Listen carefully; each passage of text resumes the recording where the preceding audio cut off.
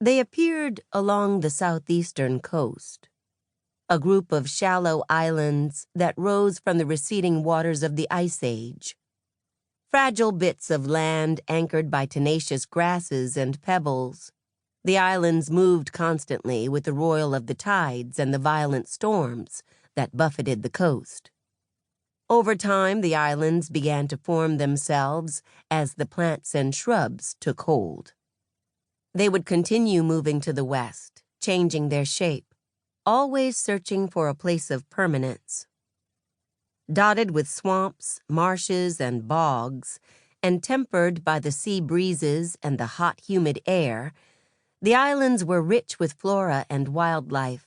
Corn, pumpkins, and beans grew in profusion in the peculiar mixture of sand, silt, clay, and natural matter.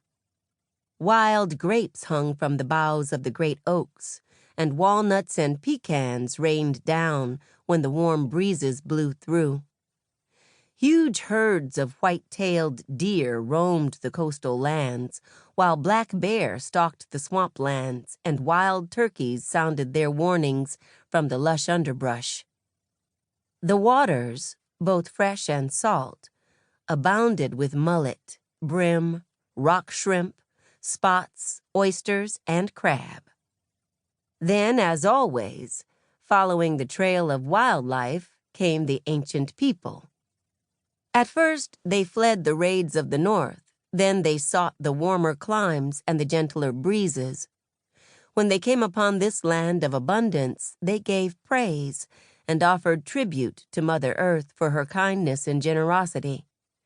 Settling along the shores, they called their new home Chicora. It was the first of many names that this land would have. Each tribe that settled the land would give the islands other names: San Miguel, Guadalupe, Gaul, Chiraw, Edisto, Johns, St. Helena, Dawfuskee, Kiowa, Wadmalaw. By the time the African captives arrived, the land would be known as the Sea Islands. It would not be the land of refuge for these people, for they had not come willingly.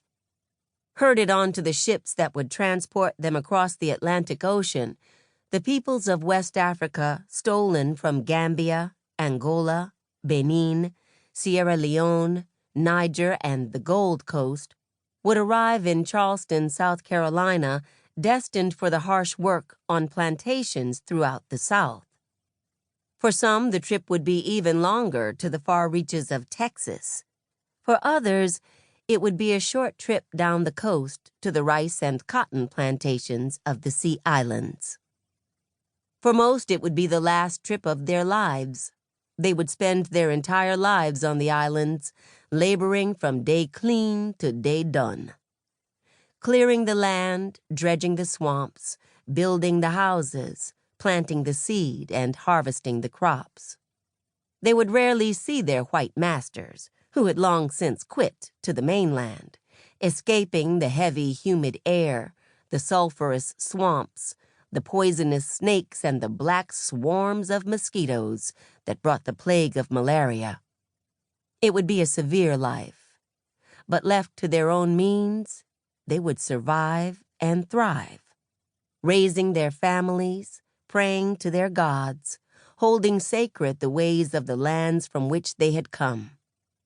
They would trade, share, and learn from the ancient people who still walked the islands. And from this blending of old and new came the unique culture and tongue known as Gullah or Geechee.